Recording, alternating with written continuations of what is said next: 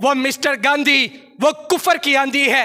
اسلام کا برصغیر کے اندر سب سے بڑا دشمن اتنا بڑا دشمن ہے کہ جس نے کلمے کی مخالفت کی، اللہ کے نبی علیہ السلام کے دین کی اس نے مخالفت کی، لیکن تحریک آزادی کے اندر وہ دلی کے 1930 کا زمانہ ہے، اس نے جب اپنے ہندوؤں کی انجمن اور نوجوانوں کا ایک اجلاس کیا اور نوجوانوں کو مخاطب کر کے اس نے جملہ کیا بولا، وہ کہنے لگا کہ مجھے راما کرشنا کی باتیں نہ کرو، یہ کوئی تاریخی شخصیات نہیں ہے۔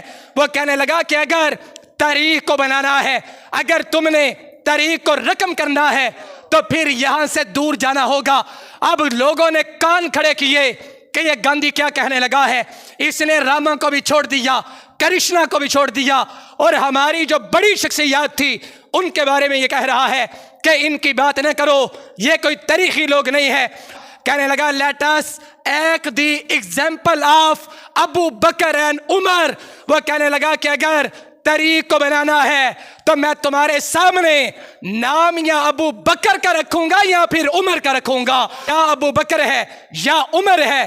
یہ لوگ مثالی شخصیات ہیں کہ جنہوں نے تاریخ کے دائرے کو بدل کے رکھ دیا ہے، جنہوں نے تاریخ کو رقم کیا ہے۔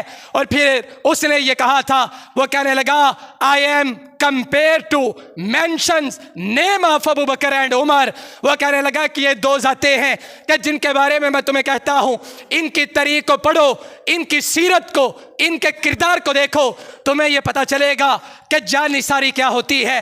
یہ اتنا بڑا دشمن اور اسلام کا اتنا بڑا مخالف وہ بھی کہنے پہ مجبور ہے کہ ابو بکر کی ذات یہ وہ ذات ہے کہ جس نے تاریخ رقم کی ہے۔